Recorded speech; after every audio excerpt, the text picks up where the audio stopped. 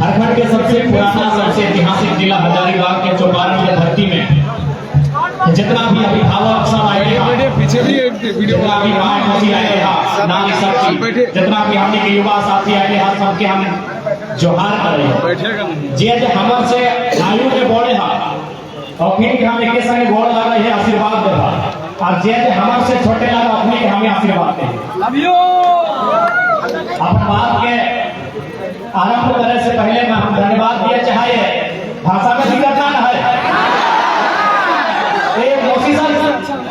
भाषा बोले हिंदी से बोला ना ताकि कोनी महिला लगा ना एक ही तो गोटे घुरो धन्यवाद घुरो बोकारो घुरो कांची घुरो तो अपन घर में रहना सेहत सही भाषा बोला ना ठीक है तो हम अपनी बातों को रखने से पहले आभार प्रकट करेंगे लोकतंत्र के चौथे स्तंभ का और ये माने हैं कि अपना आपका माइक भेजा में लिए हैं आगे भी हम लोग विधानसभा में हैं तो मीडिया का वही सम्मान रहेगा जो है उस समय भी हम लोग परहेज नहीं करेंगे आपके पास जितना माइक होगा हमारे कुर्ता में लगाइए शर्ट में लगाइए गमछा में लगाइए पांडे भी एकदम चश्मा में अच्छा दिख रहे हैं धूप आपके बच रही है बहुत धन्यवाद मैं धन्यवाद दूंगा लोकतंत्र के चौथे स्तंभ का मैं धन्यवाद देना चाहूंगा जितने भी आयोजन कमेटी हैं अगर स्थानीय पुलिस प्रशासन का सहयोग है तो धन्यवाद दूंगा और खैर उम्मीद है उनका सहयोग है तो मैं आभार प्रकट करता हूं कि झारखंड की गलियों से एक आवाज आया है झारखंड की गलियों से एक आवाज आया है उठो नौजवान फिर से इनकलाब आया आज 23 सालों का झारखंड जब इस राज्य का निर्माण किया जा रहा था जब इस राज्य का गठन किया जा रहा था जब इस राज्य का गठन किया जा रहा था सन 2015 नवंबर धरती आबा बिरसा मुंडा की जयंती हिस्से को काटकर लगभग 46% हिस्सा और भूभाग की बात करें तो 79,000 वर्ग किलोमीटर बिहार से काटकर एक नए झारखंड राज्य का सृजन किया गया जब यहाँ की विधि व्यवस्था की बारी आई तो उस समय के तत्कालीन इस राज्य के प्रथम राज्यपाल माननीय श्री प्रभात कुमार प्रथम कहा था क्योंकि राज्यपाल पढ़े लिखे लोग होते हैं मुख्यमंत्री अनपढ़ हो सकता है चलेगा लेकिन एक राज्यपाल में पढ़ा लिखा होता है उस राज्यपाल ने कहा था कि जिन संसाधनों के साथ जिन स्थितियों के साथ झारखंड राज्य अलग हुआ है आने वाले 20 सालों में ये भारतवर्ष का नंबर 1 राज्य होगा आज चौपारण की जनता से आज चौपारण की आवाम से मैं सवाल करना चाहता हूं कि जो सपना जो अनुमान इस राज्य के पहले राज्यपाल ने लगाया था कि झारखंड राज्य शिक्षा की दृष्टि में रोजगार की दृष्टि में स्वास्थ्य की दृष्टि में नंबर 1 राज्य पर काबिज होगा क्या हमारा राज्य नंबर 1 बना है क्या हमारा राज्य नंबर 1 बना है ये हमारा कथन नहीं है मेरी उम्र उस समय 7-8 साल होगी 7-8 साल भी नहीं 6 साल मात्र 6 साल हमारी आयु थी मेरा कथन नहीं है ये इस राज्य के पहले राज्यपाल का कथन है कि भारत की जो मानचित्र होगा उस मानचित्र में झारखंड नंबर 1 राज्य होगा लेकिन आज झारखंड नंबर 1 राज्य नहीं बना पाया है अभी तो नंबर 2, 3, 4 पर है पीछे से आगे से नहीं कि हमारा राज्य पीछे से आपको शिक्षा की बात करे स्वास्थ्य की बात करे रोजगार की बात करे या फिर तकनीकी की बात करे या फिर अन्य बुनियादी ढांचों की बात करे ये राज्य पीछे से है नंबर 2 पे है नंबर 3 पे है तो कारण क्या है ये तो मानते हैं कि राज्य पिछड़ा है लेकिन कारण क्या है और पिछड़ा रहने का कारण अगर हमारे पास होता हमारे पास सुविधाएं नहीं होती हमारे पास रिसोर्सेस नहीं होते हमारे पास साधन संसाधन नहीं होते उसके बाद अगर हम पिछड़े राज्य की गिनती में आते तो अपनी नीति को स्वीकार करते अपने भाग्य को कोसते हम स्वीकार करते कि हमारे पास साधन नहीं है लेकिन 40% 1-2 नहीं पूरा 40% खनिज संपदा देने वाला राज्य अगर पीछे नंबर 1-2 पर है तो सवाल खड़ा करना पड़ता हमें सोचना पड़ता है हमें समझना पड़ता है कि 40% खनिज देने वाला राज्य वो नंबर 2 पे क्यों वो नंबर 3 पे क्यों पीछे से हमारे पास अगर साधन संसाधन नहीं होते तो हम नियति को दोष देते हम अपने भाग्य को कोसते कि हमारे भाग्य में नहीं है हमारी नियति में नहीं है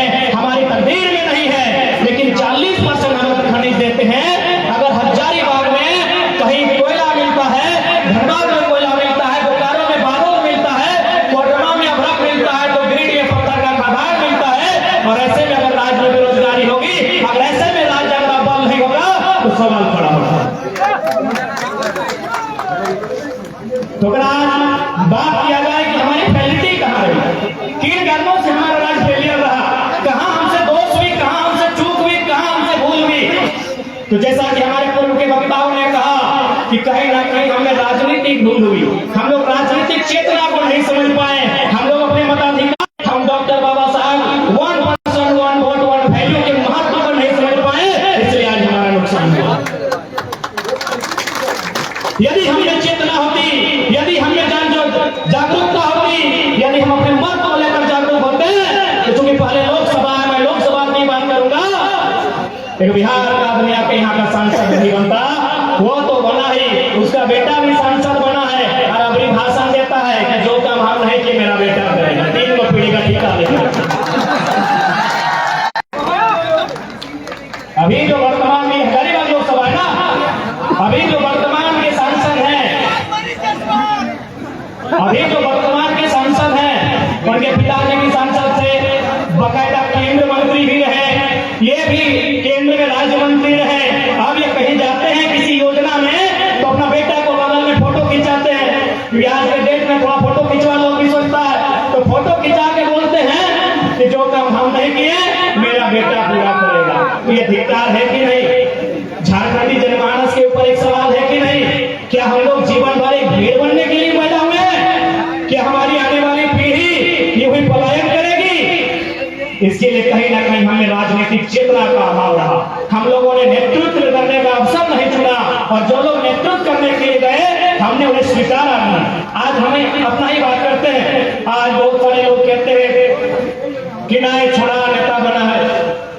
अच्छा एक बात बताइए, पढ़ा लिखा है, पीएचडी कर रहे हैं, नीति नियम का जानकारी रखते हैं, भारत के संविधान को लगभग 25% तो जानते हैं, कानूनों को जानते हैं, और सबसे बड़ी बात एमएलए का फुल फॉर्म जानते हैं।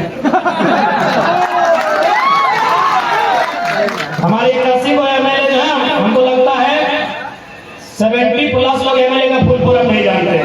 तो बताइए, हम लोग को लोग बोलता है कि लड़का लोग छोड़ा लोग नेता बनता है, तो हम अपने लोगों से सवाल करते हैं जो बकायदा हमारे संजय दानविया को गिनाया कि भागलपुर के से आए हुए गोड्डा के सांसद माननीय श्री किसीकांत दुबे को आपने स्वीकार कर लिया, बिहार के किसी जिले से चलकर आए जयंत सिन्हा, यशवंत सिन्हा को आपने स्वीकार कर लिया, आपने बिहार के सुनील सिंह जी को स्वीकार कर लिया, आपने बीडी राम को स्वीकार कर लिया, आपने हरियाणा राजस्थान के संजय सेठ को स्वीकार कर लिया, आपने कर लिया बक्सर के राज सिन्हा को स्वीकार कर लिया, सुन रहे गया के अकेला जी को स्वीकार कर लिया।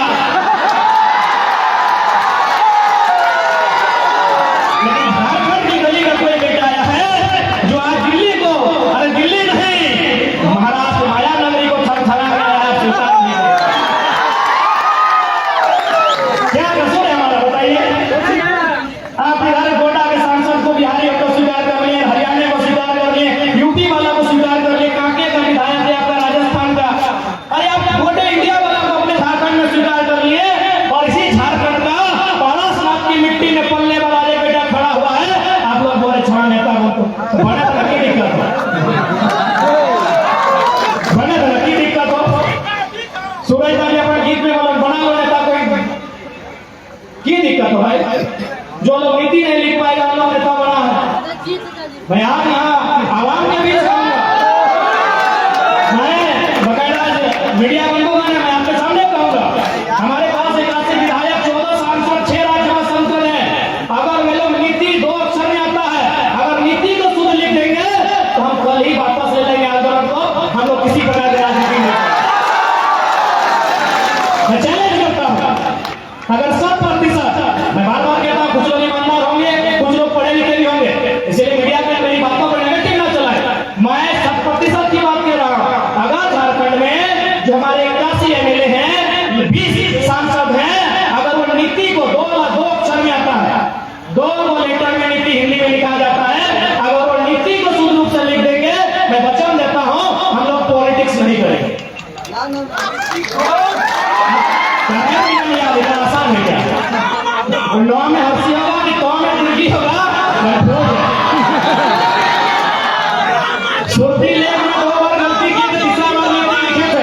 सुर्ती लेख समझते हैं ना? हाँ, बचपन में हिंदी में हम लोग को सुर्ती लेख का चेक होता था। टेस्ट और अंग्रेजी में स्पेलिंग टेस्ट। तो सुर्ती लेख में नीति को हम भी दो कि हर्षी किसमें होगा, दीर्घी किसमें होगा। तो तीसरा बार में नीति को सही लिखे हैं, इसलिए आज भी पढ़े लिखे हैं, इसीलिए चुनौती दे रहे हैं। हमारे पास 101 एमपी एमएलए हैं, अगर वो केवल नीति को लिख देंगे हम लोग वचन देते हैं पॉलिटिक्स नहीं करेंगे। अब आप बताइए कि जो लोग नीति नहीं लिख पाते हैं वे लोग नेता बन के बैठे हैं। आप इसी भीड़ में पढ़े लिखे लोग हैं, कोई ग्रेजुएट किया है, कोई मास्टर्स किया है, कोई एलएलबी किया हुआ है, कोई पीएचडी किया हुआ है। इसी मंच में जितने लोग हैं मैक्सिमम पढ़े लिखे लोग हैं, कम से कम तो ग्रेजुएट किए हुए हैं पत्रकारिता के क्षेत्र से। अब ये लोग अगर उम्मीद लगाएंगे कि जो शख्स नीति नहीं लिख पाता है वो हमारे राज्य का कर्णधार बनेगा, वो हमारे राज्य का जीर्णोद्धार करेगा, वो हमारे राज्य का उद्धार करेगा, हम गलत फहमी में हैं। इसलिए आज आप ये कोई मजाक नहीं है। एक तोपचाची प्रखंड छोटा सा गांव है मेरा, मिट्टी का घर है मेरा, लेकिन आज हमारे राज्य में अगर चर्चा का विषय है तो कहीं ना कहीं नियति का संदेश है, कहीं ना कहीं उस शक्ति का संदेश है जिसे आप कोई ईश्वर के रूप में मानता है, कोई अल्लाह के रूप में, कोई रब के रूप में, कोई प्रकृति के रूप में, जिस रूप में आप मानते हैं, कहीं ना कहीं उसका संदेश है कि एक साधारण सा लड़का आज चौपारण की धरती में मंच के बीच खड़ा है, जहां अगर कोई पॉलिटिकल लीडर आ जाए इतनी संख्या में लोग नहीं जुटेंगे।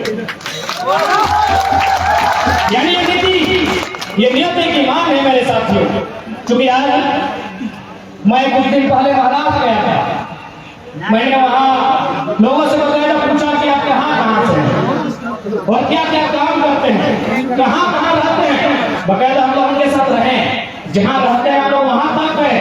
उन्होंने मैक्सिमम लोगों ने कहा कि हम बरकट्ठा प्रखंड से हैं, हम कोडरमा से हैं, हम राजदरबार से हैं, हम बिरनी से हैं, हम बगोदर से हैं, हम डुमरी से हैं, हम बिशुनगढ़ से हैं, हम गोमिया से हैं, नवाड़ी से। मैक्सिमम लोग यानी है आसपास का क्षेत्र, बरही, चौपारण, बरकट्ठा, कोडरमा, राजदरबार, यही आसपास का क्षेत्र। मैक्सिमम जो प्रवासी मजदूर थे, महाराज की सभा आपने देखा होगा, आपने नहीं पूरे भारत में देखा, और पेट में दर्द शुरू हुआ है तो आपने भी वीडियो के माध्यम से देखा होगा। मैक्सिमम लोग हमारे इसी क्षेत्र के थे। उतनी छोटा नागपुर का जो हिस्सा है, तारासाहेब और झूला पहाड़ के ईश्वर का हिस्सा जो है, मैक्सिमम लोग इसी क्षेत्र के थे। हमने उनसे ये भी पूछा कि आप क्या करते हैं। मैक्सिमम लोगों ने कहा लोग ड्राइविंग करते हैं।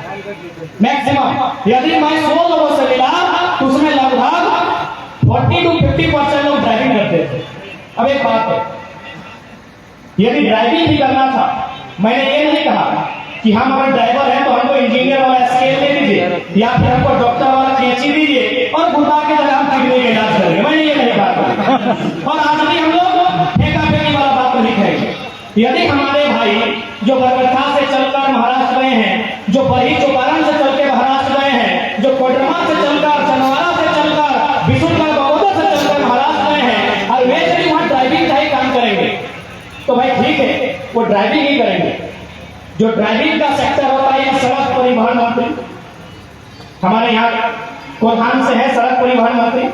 झारखंड में इतनी लंबी लंबी सड़कें हैं, ये बरही से लेकर बहरागोड़ा है, एक आपका बरही से लेकर सीधे बिरसा तक है ना। यानी हमारे यहाँ भी लगभग 1 लाख किलोमीटर के आसपास सड़कें हैं। तो यदि हमारे भाई जो प्रवासी मजदूर के रूप में बाहर गए हैं, जिनकी नियति में प्रवासी बनना है, और वे अगर ड्राइविंग से अपने परिवार का भरण पोषण करेंगे तो झारखंड की सड़कों पर व्यवस्था किया जाए, झारखंड की सड़कों पर व्यवस्था किया जाए, झारखंड की सड़कों पर ट्रांसपोर्ट की व्यवस्था किया जाए। क्या ये हम कोई पहाड़ काटने की बात कर रहे हैं या फिर क्या हम कोई जादुई छड़ी घुमाने की बात कर रहे हैं? क्या संभव है ना संभव? क्या ट्रांसपोर्ट की व्यवस्था जो आज अगर लाखों हमारे लोग प्रवासी मजदूर के रूप में महाराष्ट्र में टेम्पो चलाते हैं, महाराष्ट्र में कार चलाते हैं, टैक्सी चलाते हैं, तो इन्हीं सड़कों पर ट्रांसपोर्ट की व्यवस्था किया जाए। और बिल्कुल मजदूरी में तो 100%, अरे कम से कम IAS IPS तो छोड़िए, मजदूरी में भी कम से कम झारखंडी को प्राथमिकता नहीं मिलेगी तो शख्स कहां लगे। उसके बाद एक सेक्टर से मिला हुआ लोग माइनिंग का काम करते हैं। 10 बाय 10 का कमरा था और कमरे का तापमान इतना था कि आप अगर सूरज के सामने खड़े हो जाएंगे जून महीना में तो सूरज की रोशनी का ताप आपको उतना गर्मी नहीं दे सकता है जितना उस कमरे का ताप था। उन लोगों ने कहा हम लोग माइनिंग का काम करते हैं। हमने कहा ठीक है, आप माइनिंग का काम करते हैं तो माइनिंग तो हमारे भी यहाँ होती है, कोयला की माइनिंग होती है, पत्थर की माइनिंग होती है, अवरक की माइनिंग होती है, यूरेनियम की माइनिंग होती है और भी बहुत सारे पदार्थ है और बहुत सारे तत्व है जिसकी माइनिंग होती है। यदि माइनिंग ही करना है तो 2000 किलोमीटर दूर जाके महाराष्ट्र में क्यों, झारखंड में क्यों, झारखंड में क्यों माइनिंग ये हमको करना था तो झारखंड में हमको अवसर मिलना चाहिए, हमको झारखंड में अपॉर्चुनिटी मिलना चाहिए। क्या यह कोई हवाई बात है? संभव है, एक नियम बनाना है, सारा संभव है। आज अगर माइनिंग की बात किया जाए तो भारी संख्या में कोयला का माइनिंग होता है। तो आपकी जानकारी के लिए बता दें, मेघालय की बात करें, मिजोरम की बात करें तो वहाँ क्या होता है, कोऑपरेटिव सोसाइटी के माध्यम से माइनिंग होती है, यानी जैसे को राइट मिलता है। तो भाई अगर हम माइनिंग की बात करेंगे, अगर हम मजदूरों की बात करेंगे, नीति नियम की बात करेंगे तो उसके लिए भले हम माइक में भाषण के रूप में बात कर रहे हैं, लेकिन हमारी बात की गरिमा, हमारे बात का महत्व तब होगा जब दिल्ली में हमारे इन्हीं बातों को हम कोई अपना बात नहीं कहेंगे, हम इन्हीं बातों को रखेंगे, इन्हीं बातों को तर्क से प्रस्तुत करेंगे, हम इन्हीं बातों पर चर्चा करेंगे, लेकिन जब सदन के भीतर चर्चा करेंगे उसकी गरिमा हम इन्हीं बातों को रखेंगे, प्रधानमंत्री के सामने रखेंगे कि भाई जब बाकी राज्य में जहां आपने कोऑपरेटिव सोसाइटी का गठन किया है वहां जदीदियत के माध्यम से कोई लगाकरण होता है या फिर वहां एक बेहतर पुनर्वास की नीति है तो झारखंड नीति हम इन्हीं बातों को वहां दोहराएंगे, क्योंकि जब तक सदन में आपका चर्चा नहीं होगा, जब तक देश के सबसे बड़े पंचायत में आपका चर्चा नहीं होगा, तब तक आप अपनी नीति की नहीं सोच सकते हैं, आप अपने विकास की नहीं सोच सकते हैं। और आज कई सालों में झारखंड इतना जागरूक हुआ है कि 2024 में जब नौजवान दिल्ली का दस्तक देंगे हम ये तो पहले रखेंगे कि हम 40% खरीद देते हैं, हमको 40 मिनट का मीटिंग झारखंड पे चाहिए, 40 हमको जगह नहीं चाहिए, 40 मिनट का मीटिंग चाहिए, झारखंड के विषय में करियर चाहिए। 40% हम परिश्रम बढ़ा देते हैं, हमारी बिजली कलकत्ता से लेकर बांग्लादेश तक मंगाती है, हमारा कोयला पूरा देश से चूल्हा जलता है और आज हम राज्य का अधिकार मांगता है, इसमें कोई क्या कोई गुनाह है? कोई गुनाह नहीं है। आप राष्ट्रवाद के नाम पर क्षेत्रवाद का गला नहीं घोट सकते। आज राष्ट्रवाद का एक मुहिम चलता है, हमने कभी नहीं कहा कि हम राष्ट्रवादी नहीं है, सबसे बड़ा राष्ट्रवादी कोई है तो झारखंड ही है। हमने लगभग 25 लाख एकड़ भूमि राष्ट्र के निर्माण के लिए दिया, इसलिए ये फॉर्म हमें नहीं दिखा है, ये आप राष्ट्रवाद के नाम पर हमें गर्त में नहीं ले जा सकते हैं, ये राष्ट्रवाद के नाम पर हमें नक्सलवाद पर नहीं ले जा सकते हैं। अगर आपको राष्ट्र की चिंता है हमारे इतिहास को खंगालिए, झारखंड के इतिहास को खंगालिए। सबसे ज्यादा अगर पंडित जवाहरलाल नेहरू देश के पहले प्रधानमंत्री ने डायरेक्ट अगर किसी राज्य में कहीं उद्घाटन किया है तो मुझे लगता है झारखंड में किया। पंचायत बैंक का उद्घाटन नेहरू जी ने किया है, सिंदरी कारखाना का उद्घाटन नेहरू जी ने किया है, ऐसे दर्जनों योजनाएं हैं जिनका उद्घाटन खुद पंडित नेहरू ने किया, पंडित नेहरू ने किया है। तो आप समझ सकते हैं, इसलिए कोई आप राष्ट्रवाद के नाम पे राष्ट्रवाद का डर दिखा के आप क्षेत्रवाद को खत्म नहीं कर सकते हैं, क्योंकि अगर आप राष्ट्रवाद और अगर आप भारत पे डिबेट करना चाहते हैं तो मैंने एक ही दिन कहा है, पूरे भारत के चेहरे के सामने हम डिबेट करने के लिए तैयार है। कोई भी आप एक नक्शा दिखाइए भारत का जिसमें एक शासक होगा, कभी नहीं, कभी नहीं। आज आपके पास लिखित भारत का जितना बड़ा इतिहास है, आपके पास लिखित भारत का जितना बड़ा इतिहास है, जितना बड़ा नक्शा है, कभी भी भारत एग्जिस्ट पूरा नहीं हुआ, कभी भी नहीं हुआ है। आप अगर भारत के सबसे कालजयी सम्राट चक्रवर्ती सम्राट अशोक की बात करें, जिनके समय में लगभग हमारे पास 60 लाख वर्ग किलोमीटर था, आज 32 लाख वर्ग किलोमीटर है, तो आपको जानकारी होना चाहिए दक्षिण भारत में प्रभुत्व नहीं था। दक्षिण भारत में आपका नक्शा है तो दिखाइए, दक्षिण भारत में पूर्वोत्तर भारत में अशोक के भी समाज का विस्तार नहीं। इसलिए भावनाओं में बहने का कोई वक्त नहीं है। ये वक्त है अपने अधिकार का, ये वक्त है अपनी आवाज को बुलंद करने का। आप किसी कालखंड की बात कीजिए, मौर्य काल की बात कीजिए, आप गुप्त काल की बात कीजिए, किसी राजवंश की बात कीजिए, मुगल काल की बात कीजिए, अंग्रेज काल की बात कीजिए, अंग्रेजों ने भी 1 सेंटीमीटर नहीं छूटा है, लेकिन अंग्रेजों से भी छूटा है। इस भारत की भूमि पर कोई एक शासक नहीं हुआ है कभी। इसलिए भारत और इंडिया के नाम पर भावना मत होइए। हम इंडिया का भी सम्मान करते हैं, भारत का भी करते हैं, लेकिन झारखंडी से समझौता नहीं कर सकते। अंग्रेजों ने भी 1 इंच छोड़ा है, लेकिन छोड़ा है कहां छोड़ा है? गोवा छोड़ा है, पंडुचेरी भी छोड़ा है। क्योंकि अंग्रेजों के जाने के बाद 2 बार पंडुचेरी आजाद हुए, 1954 और 1961 में। आपकी जानकारी के लिए बताता है। तो इसलिए हम भारत का सम्मान करते हैं, लेकिन आप आर्थिकता के आधार पर झारखंड को खत्म करना चाहते हैं, तो इसका पुरजोर विरोध करते हैं। इसलिए आज हम महाराष्ट्र में वहां के लोगों से भी चर्चाएं हुई। वहां भी एक बहुत बड़ा हवाई पट्टी बनने वाला है, लगभग 10 किलोमीटर तक जमीन गया है। मैं 2-4 लोगों से मिला, क्योंकि बाकी जो भी झारखंड के नेता जाते हैं भाई, वो तो मौज मस्ती के लिए जाते हैं, हम तो कुछ सीखने गए थे। उनसे मैंने मिला, पूछा जाके यहाँ क्या पॉलिसी है? बोला जी जमीन लिया गया, बगल में देखिए वहां घर दिया गया है, अपार्टमेंट बनाया गया है, वहां को कमरा मिल जाएगा, यहाँ जो भी नौकरी मिलेगी हम लोग को मिलेगा। मैं ये महाराष्ट्र की बात बता रहा हूँ। वहां लगभग 10 किलोमीटर का एरोप्लेन जहां चलता है, हवाई जहाज से एयरपोर्ट, लगभग 10 किलोमीटर। मैं वहां के 2-4 लोगों से मिला, मैंने उनसे चर्चा किया कि आपके यहाँ इतनी भारी संख्या में जमीन लिया गया है, तो क्या पॉलिसी है? बोला कुछ नहीं, जमीन लिया गया है विकास के नाम पे, हम लोग को बगल में अपार्टमेंट दिया गया है। आप बताइए कि झारखंड में ऐसी पॉलिसी है? नहीं। क्या हमारे झारखंड में ऐसी पॉलिसी है? झारखंडी का राज कौन कर रहा? हजारीबाग, क्योंकि सबसे ज्यादा स्टूडेंट हमारे हजारीबाग में पढ़ने जाते हैं। रैंक में पढ़ने वाले छात्र किनके? हमारे। वो बिल्डिंगें किनकी? हमारी है, हमारी है। तो बताइए ये हमारी लड़ाई, ये हमारे अधिकार की लड़ाई कहां गई? जब महाराष्ट्र में मराठी, पंजाब में पंजाबी, गुजरात में गुजराती, बिहार में बिहारी, तो झारखंड में झारखंडी बोले, तो क्या किसी के पेट में दर्द होना चाहिए? नहीं, दर्द होना चाहिए।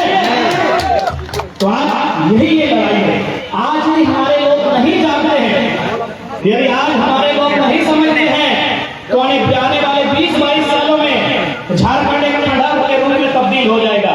आज अगर नौकरियों की बात करें, तो हमारी नौकरियों को यूपी, बिहार, बंगाल, एमपी को बेचा जा रहा है। कल आप देखिएगा, 2-3 दिन से सोशल मीडिया में कटिंग, एक पेपर, एक कागज का टुकड़ा वायरल हो रहा है, जिसमें चतरा के किसी शिक्षा विभाग के नौकरियों का जिक्र है, जिसमें 6 का जिक्र है, 1 और लागू कहा 5 उत्तर प्रदेश का। इसी दिन के लिए जानकारी पढ़ा यह इंडिया और भारत के नाम में, भाई भाई के नाम में हमारे हिस्से की रोटी को अगर कोई छीन के खाएगा, तो क्या हम चुपचाप रहेंगे? कुछ दिन पहले, कुछ महीनों पहले यहाँ 3600 टीचर की बहाली को कंप्लीट किया गया, जिसमें आंकड़े बताते हैं, बकायदा मीडिया के माध्यम से जानकारी मिली है कि 1200 लोग गए झारखंडी। बताइए इतनी भारी संख्या में अगर हमारी नौकरियों को बेचा जाएगा, हमारी नौकरियों को लुटा जाएगा, तो हमारी आने वाली पीढ़ी क्या करेगी?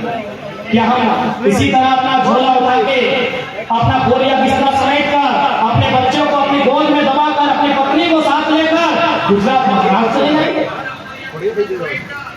क्या हमारी हैसियत होगी कि हमने हटे चाहा कि हमने के राज्य में खनिज संपदा, ये राज्य में अपना नौकरी चाकरी, ये ज्यादा, ये टोल टैक्स, ये अवरक नगरी, ये अपना सिस्टम, अपना संसाधन, और हमने बेरोजगार में लेके अपन जैनियों के संगे लेके कि प्रदेश कि हमने हटे चाहा कि हमने प्रवास के दर्द झेल, कि हमने हटे चाहा नहीं ना। हम कभी बोलिए कि दुनिया में 2 प्रकार के दर्द बहुत कष्टकारी हुआ है, एक प्रसव के पीड़ा, एक प्रवास के पीड़ा, प्रसव के पीड़ा के जब हमारा माए हमारा जन्म देले है तो ओकरा प्रसव के पीड़ा बोलल जाए, लेकिन हमार जन्म के 2 घंटा बाद 4 घंटा बाद 6 घंटा बाद हमार माए के प्रसव के पीड़ा से मुक्ति मिल गया है। लेकिन आज भी 20 साल बाद 25 साल बाद झारखंडी के प्रवास के पीड़ा से मुक्ति नहीं मिल रही। आज भी प्रवास के पीड़ा जो दर्द सताए रहा है कि आज छोटे छोटे बच्चा के लेके बूढ़ी मैया घर में है और आंख में रोशनी ना है, बप्पा के कमर में जान ना है, लाठी के सहारे चल रहा है और मजबूरी में कर्नाटक में है। आज हर समस्या के समाधान है